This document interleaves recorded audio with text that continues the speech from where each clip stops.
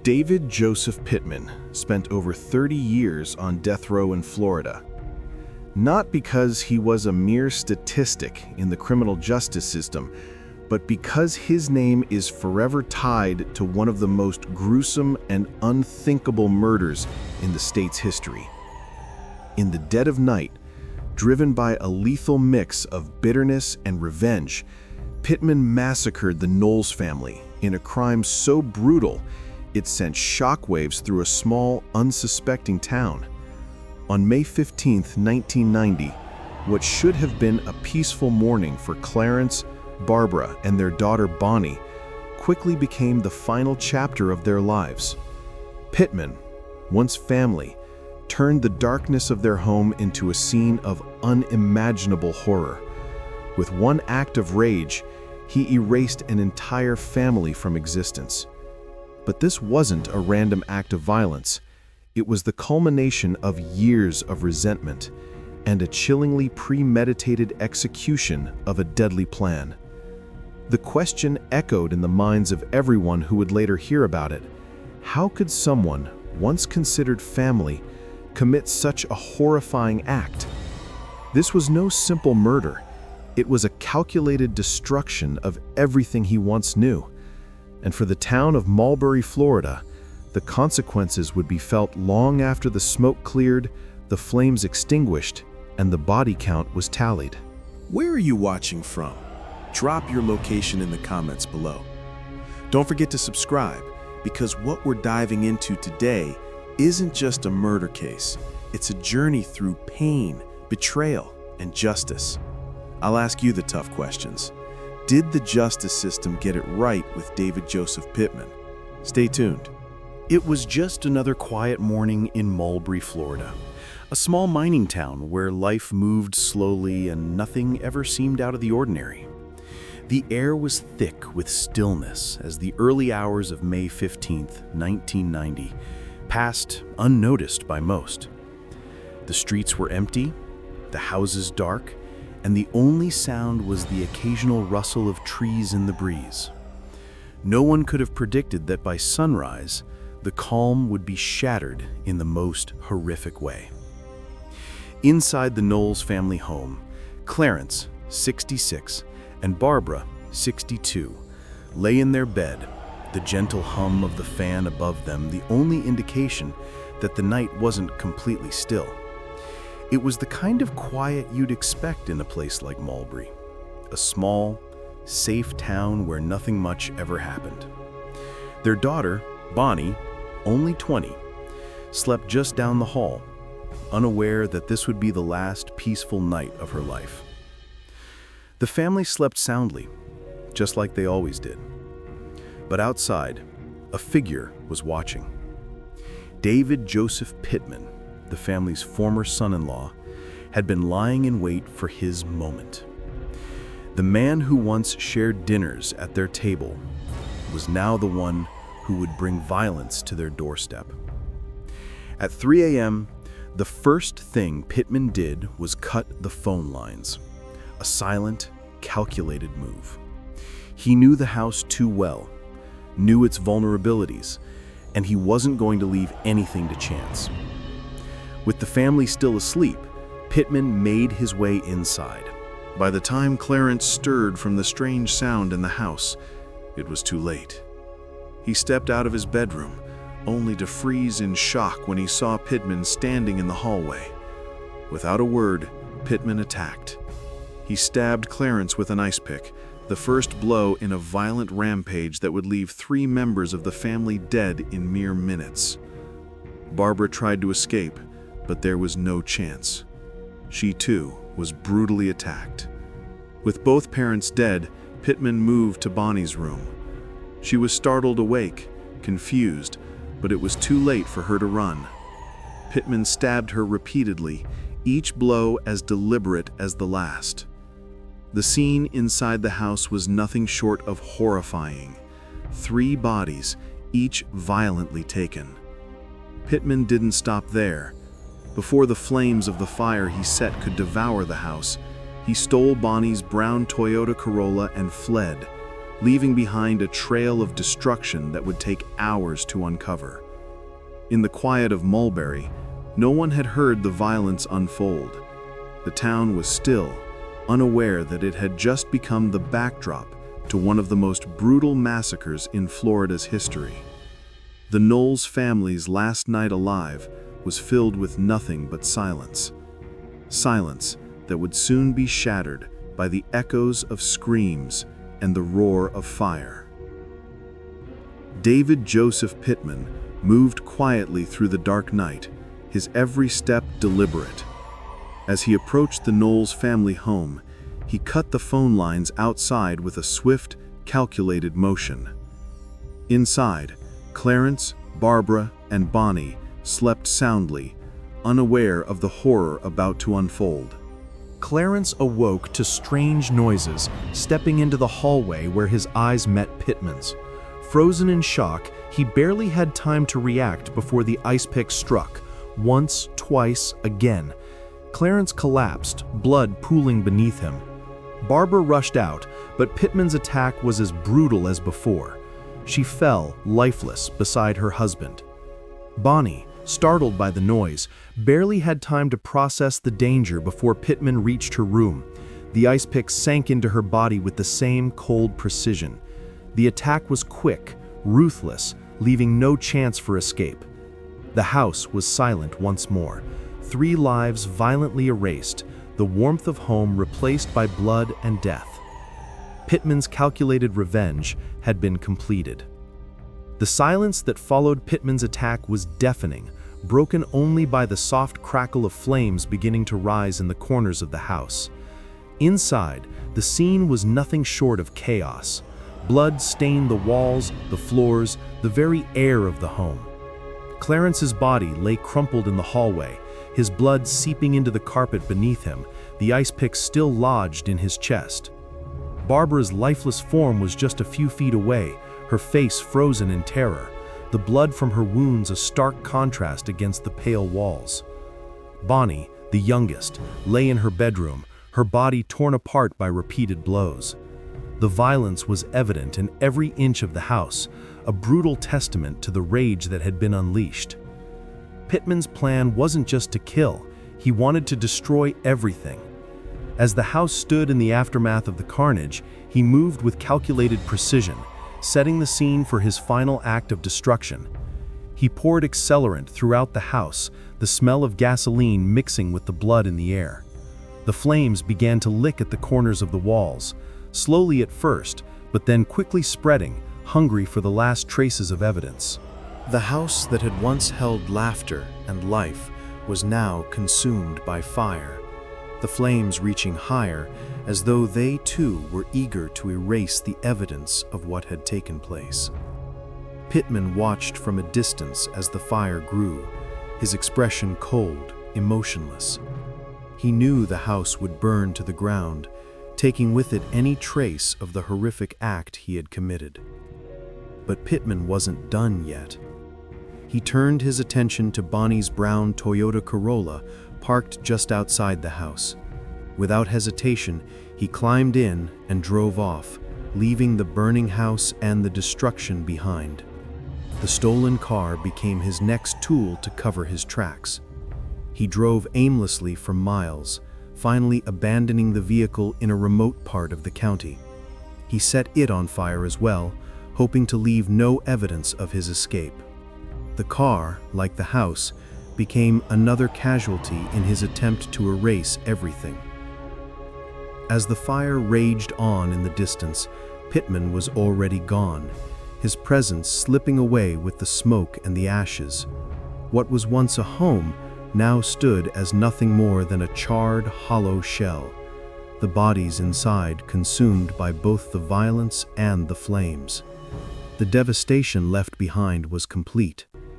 Pittman had left nothing but destruction in his wake. 3 lives lost, a family erased, and a town forever marked by the horror of that night. The world would soon know what happened, but for now, in the quiet of the early morning, Mulberry was left to hold its breath. The fire had barely been put out when the first officer arrived on the scene. What remained of the Nolles family home was a smoldering wreck, the flames now nothing more than a faint glow in the early morning light. The bodies were discovered quickly. Clarence and Barbara, lifeless in the hallway, Bonnie in her bedroom, all three victims brutally slain. The severity of the crime hit the investigators immediately. This wasn't a random break-in, this was personal. The fire didn't just destroy the house, it attempted to destroy any trace of the killer's identity, but Pittman made a critical mistake. He had stolen Bonnie's car, and that small, seemingly insignificant detail would prove to be his undoing. As the first responders sifted through the charred remains of the house, one of the officers was alerted to a report about a car, Bonnie's car, found abandoned on a dirt road several miles from the house. The vehicle was burned beyond recognition, but it was still a lead. The discovery of the car set the investigation into motion. Authorities quickly found that the car had been parked in a rural area, far from the town, and they began canvassing the area for witnesses. It wasn't long before they received a call from a construction worker who had seen something unusual. The man described seeing a tow truck hauling the burned car in the early morning hours, just after the fire at the Nolles home had been reported. The tow truck was homemade, distinctive in appearance, one of those details you don't forget. The construction worker had noticed the truck and its driver. He recalled seeing a man near the car, but it wasn't until he later heard the news of the murders that the pieces began to fall into place. The description of the truck, along with the timing of the sighting, pointed directly to Pittman. The tow truck was something Pittman had used for odd jobs. It wasn't exactly something you'd see every day, and the worker's recollection of it was spot on. With this new lead, the authorities zeroed in on Pittman. A background check confirmed his previous connection to the Nolles family, his recent contentious divorce from Marie, the Nolles' daughter. But it was more than just that. Pittman had a violent past, one marked by threats and anger, especially in the wake of his failed marriage. Friends and family members came forward, confirming that Pittman had made repeated threats against the Nolles family, particularly after the divorce.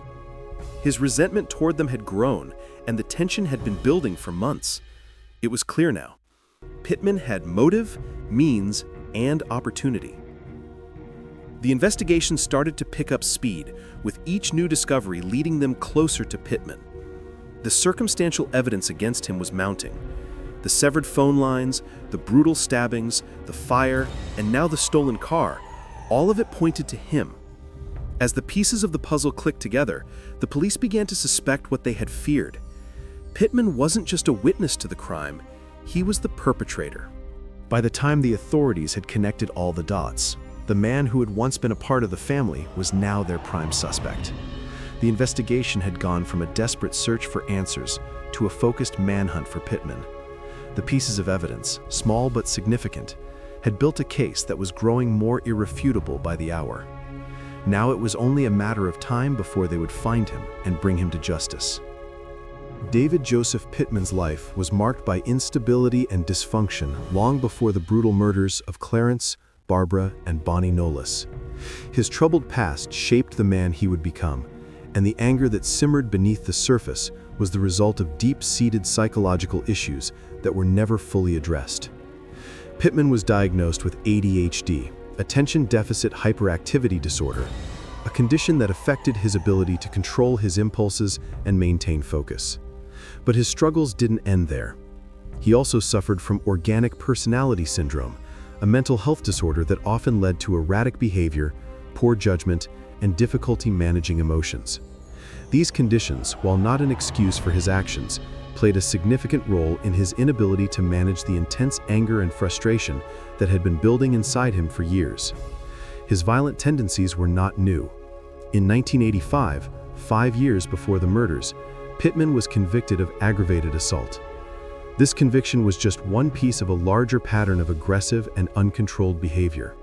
Those close to him noted his quick temper and violent outbursts, often triggered by seemingly small irritations. Yet despite his violent history, he was not adequately treated for his mental health issues.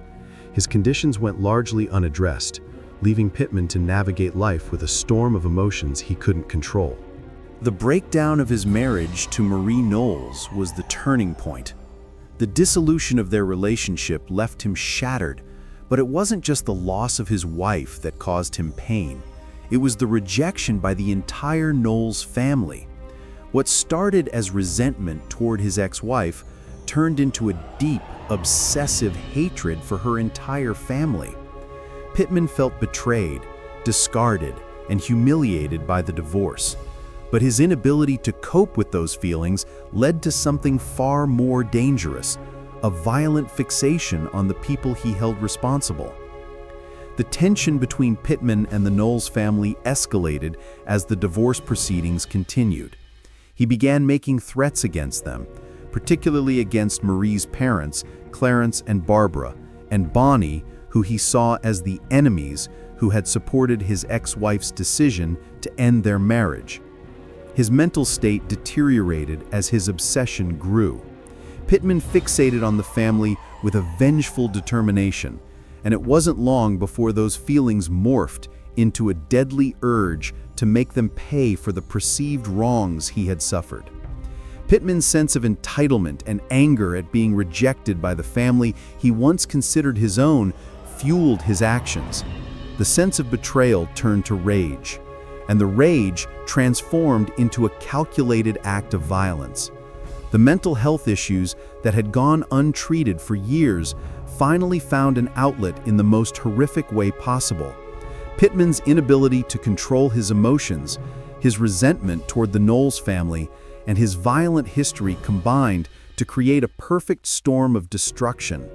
The brutal murder of the Nolles family was the tragic result of a man who had never learned how to process his emotions, control his impulses, or address the deep psychological scars that had been growing for years. The trial of David Joseph Pitman unfolded in the courtroom with all the intensity and gravity that one might expect from a case of this magnitude. The prosecution wasted no time in presenting the overwhelming circumstantial evidence that pointed directly to Pittman's guilt. Every detail, every piece of evidence seemed to fit together perfectly, forming a damning picture of a man driven by rage and vengeance. The first major blow to Pittman's defense came from Carl Hughes, a fellow inmate who had shared a cell with Pittman while awaiting trial. Hughes testified that Pittman had confessed to the murders in graphic detail. He described how Pittman had bragged about stabbing Clarence, Barbara, and Bonnie with an ice pick, then setting the house on fire to destroy the evidence. According to Hughes, Pittman showed no remorse, only satisfaction in recounting the brutal killings. The weight of this testimony was undeniable. A confession from the defendant, made to a fellow inmate, added a layer of chilling truth to the already overwhelming evidence against him. But the prosecution didn't rely solely on the testimony of Hughes. They presented physical evidence that linked Pittman to the crime scene. The severed phone lines, the bloody trail left behind, and the fire all pointed to Pittman's methodical, calculated attack. The ice pick used in the murders was found, along with traces of blood matching the victims. The stolen Toyota Corolla, abandoned and burned, was another crucial piece of the puzzle. Each piece of evidence seemed to build a solid case against him, one that was difficult to refute. The defense, however, tried to shift the focus away from the overwhelming evidence by bringing up Pittman's mental health issues. They argued that Pittman's history of ADHD and organic personality syndrome contributed to his inability to control his actions. The defense painted a picture of a man struggling with deep psychological issues, someone who couldn't fully comprehend the consequences of his violent actions. They claimed that his mental state diminished his culpability, and that the murders were in part a result of his inability to regulate his emotions and impulses. But the jury wasn't swayed by these arguments. The evidence was simply too clear. The severity of the crime, the cold calculation of the attack, and the lack of remorse shown by Pittman all pointed to a man who acted with intent, not impulse. Despite the defense's claims of mental illness, the jury saw through the argument. They were presented with a clear chain of events: Pittman's history of violence, his deep resentment toward the Nolles family, the premeditated nature of the murders, and the physical evidence that left no room for doubt. When the jury returned with their verdict, it was unanimous. David Joseph Pitman was guilty of 3 counts of first-degree murder, 2 counts of arson, and 1 count of auto theft. The trial had been swift, but the weight of the evidence was undeniable. Pittman's fate was sealed. The defense's attempt to argue for mental health as a mitigating factor was no match for the clear, irrefutable evidence of his guilt.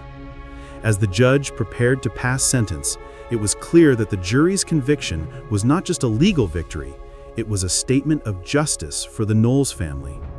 Despite Pittman's defense, despite his mental health issues, the jury had seen through the chaos and delivered a verdict based on the facts. The trial had been the final step in bringing justice to the victims and marking the end of Pittman's reign of terror. The sentencing phase of David Joseph Pitman's trial was a pivotal moment that would forever mark the end of a chapter for both the victims' families and the community of Mulberry. As the jury deliberated, all eyes were on Pittman, whose cold and emotionless demeanor contrasted sharply with the emotion that filled the courtroom. The gravity of the verdict weighed heavily on everyone present. The Nolles family, though devastated by their loss, were now faced with the hope that justice would be served for their murdered loved ones. For them, this was the final step in a long and painful journey to closure. When the judge declared Pittman guilty of 3 counts of first-degree murder, the room fell into an eerie silence. It was no surprise to anyone. The evidence had been overwhelming. But now, as the sentencing was about to unfold, the real question was whether Pittman would face the ultimate punishment, death. The judge, in a calm but firm voice, read aloud the sentence: death by lethal injection. For the families of Clarence, Barbara, and Bonnie, it was both a moment of relief and a painful reminder of the brutality they had suffered. The legal system had spoken. The punishment matched the horror of Pittman's crime, and the family members could finally, in a small way, feel that justice had been done. However, the sense of closure was bittersweet. The death penalty was handed down, but the journey was far from over. The families of the victims could only wait as Pittman's defense attorneys immediately filed for an appeal, challenging the conviction on multiple fronts. They argued that Pittman's mental health issues, including his ADHD and organic personality syndrome, made him less culpable for the murders. The defense questioned the fairness of the trial, citing various procedural errors, and pushed for a reduction in his sentence. Despite these attempts to delay his execution, the Florida Supreme Court upheld the death sentence in 1994. The court's ruling was clear. Pittman's actions were cold, premeditated, and calculated. The evidence was irrefutable, and the defense's attempts to portray him as a man suffering from severe mental illness were not enough to erase the severity of his crime. Justice, it seemed, had been served, but for the victims' families, the years of appeals felt like an eternity. As Pittman's execution date approached, the community of Mulberry found itself torn between a sense of justice and the unsettling reality that it had taken over 3 decades for this moment to come. The slow crawl of the legal system had allowed Pittman to remain on death row for years, and though justice had been served in the eyes of the law, there was a lingering unease about the years lost. The families left waiting for finality. On the day of his execution, Pittman was transferred from his death row cell to the execution chamber at Florida State Prison. The prison, a place of finality, stood silent as the time for Pittman's fate drew near. He was offered a last meal, a standard part of the procedure, but Pittman, perhaps indifferent or disconnected from the gravity of the moment, chose not to make any special requests. He ate a hearty meal of steak, chicken, and biscuits. It was a strange moment of normalcy, an unsettling contrast to the life he had taken and the pain he had caused. As the clock ticked closer to 6 p.m., the time for execution, Pittman was given the chance to speak his final words. Standing in front of the witnesses, his voice steady and cold, Pittman denied his guilt once again. "I know you all came to see the state of Florida murder an innocent man," he said, his words dripping with defiance. "I am innocent. I didn't kill anyone. That's all." The lethal injection was administered shortly after his final words. The procedure was carried out with precision as the drugs flowed into his body, and at 6:12 p.m., Pittman was officially declared dead. The official cause was recorded. The long years of waiting were over. For the Nolles family, this was not a moment of celebration, but a long-awaited end to a tragedy that had stolen everything from them. Justice had been served, but the cost was immense. The quiet town of Mulberry, once shaken by the murders, could now begin to heal, though the scars would never fully fade. The death sentence brought closure for many, but the lengthy legal process that preceded it left a bitter aftertaste. The trial, the appeals, the waiting, it had all taken too long. Pittman's execution marked the end of an era, but the haunting question remained. Had the years of delays in the legal system allowed justice to truly be served in the way it was meant to be? For the victims' families, the answer was clear. Yet the road to this moment had been far too long. After Pittman's sentencing, the wheels of justice didn't stop, they ground to a halt. His lawyers immediately launched a series of appeals challenging every aspect of the conviction. They focused on constitutional claims, arguing that his trial had been flawed, that his rights had been violated during the process. They also leaned heavily on Pittman's mental health issues, presenting his ADHD and organic personality syndrome as mitigating factors, hoping to convince the courts that he wasn't fully responsible for the murders. The legal battle stretched on for years. Each motion, each appeal was met with delays, reevaluations, and endless legal back and forth. Pittman's defense attorneys argued that the trial's fairness was compromised, citing procedural errors, questioning the adequacy of his original defense, and raising doubts about the evidence. The Florida Supreme Court reviewed the case, examining every angle, and yet each time the appeals were denied. For the victims' families, it was a torturous wait. The legal process seemed like an unending loop, the days stretching into months and the months into years. The sense of finality they had hoped for seemed out of reach as each appeal brought new hope for Pittman and more frustration for those who had lost everything. The victims' families had already endured the trauma of the murders. Now they were forced to endure the drawn-out agony of legal delays, never knowing when the case would truly be over. Pittman's fate was delayed repeatedly, but the legal system, in its slow and methodical way, continued to grind forward. For those involved in the case, from the victims' families to the community of Mulberry, the endless waiting only deepened the sense of frustration. What should have been a straightforward process had turned into an agonizing wait for justice that seemed to stretch on with no end in sight. On the day of his execution, David Joseph Pitman awoke early in his death row cell at Florida State Prison. The routine was stark, the silence heavy, every movement measured under the watchful eyes of the guards. His last meal was served, a hearty plate of steak, chicken, and biscuits, but there was no display of celebration or emotion. It was a quiet, almost ordinary start to a day that would end in finality. Hours later, Pittman was escorted to the execution chamber. The air was tense, thick with the weight of years of anticipation and delayed justice. Witnesses, including prison officials and those assigned to observe, were seated, all aware that the decades-long wait was finally coming to an end. Pittman stood, calm and detached, facing the reality that awaited him. Before the lethal injection was administered, he spoke his final words, his voice steady and unwavering. "I know you all came to see the state of Florida murder an innocent man. I am innocent. I didn't kill anyone.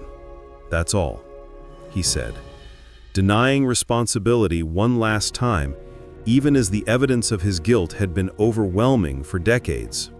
The lethal injection followed shortly after. As the drugs coursed through his veins, the room held its collective breath. Minutes later, the attending physicians pronounced him dead. The execution, methodical and precise, marked the end of over 30 years of legal battles, appeals, and waiting. For the victims' families and the community, justice had finally been served, though it had taken decades to arrive. Pittman's last moments were cold and defiant, a stark contrast to the relentless path of justice that had pursued him without pause, finally closing a long and harrowing chapter. The murders of Clarence, Barbara, and Bonnie Nolles left an indelible scar on the small town of Mulberry, Florida. What was once a quiet, peaceful place was forever marked by the brutal massacre that shattered an entire family. The horror of that night lingers in the memories of the community, a reminder that no one is truly safe from the darkness that can emerge unexpectedly. Even after the years of legal battles and the eventual execution of David Joseph Pitman, the question remains: has true justice been served? For the Nolles family, the journey for closure was long, painful, and filled with frustration, as the protracted legal process seemed to stretch the wounds of loss even further. The psychological and emotional toll of the crime on those who witnessed it, from family members to the community, cannot be understated. The horror of seeing a family torn apart in such a brutal, senseless way leaves deep scars that time does little to heal. The lingering effects are far-reaching, haunting everyone involved, from the first responders to the neighbors who once knew the Nolles family. Justice, though it came, was slow to arrive, and for many, the pain endured long after the sentence was carried out. The case of David Joseph Pitman carries profound implications, not just for the victims, but for the broader issues surrounding the death penalty and the justice system. The ethical concerns about the death penalty, the flaws in the system that allowed for such prolonged delays, and the impact of years of appeals all raise questions about the true nature of justice. Can a system that drags its feet really offer closure? The impact of these delays on the families of victims is devastating. What should have been swift and decisive justice became a drawn-out process that only deepened their pain. The lasting repercussions of Pittman's crime are felt in the town of Mulberry and in the lives of those left behind. The execution, though it marked the end of Pittman's life, did little to undo the damage done. It serves as a stark reminder that no amount of time or legal procedure can truly erase the pain of such a crime. The legacy of the crime is forever etched in the lives of the victims' families and in the community that will never forget the horror they endured. Was Pittman a cold-blooded killer, or was he a product of his mental health issues and a broken system? After 30 years on death row, did the system truly deliver justice for the Nolles family? Can any punishment truly undo the horror he caused that night? What do you think? Your thoughts matter. Comment below. Do you believe the justice system worked in this case? And if you found this story gripping, don't forget to like, share, and subscribe for more real stories like this one. We'll dive into the dark corners of justice, crime, and morality in our next video.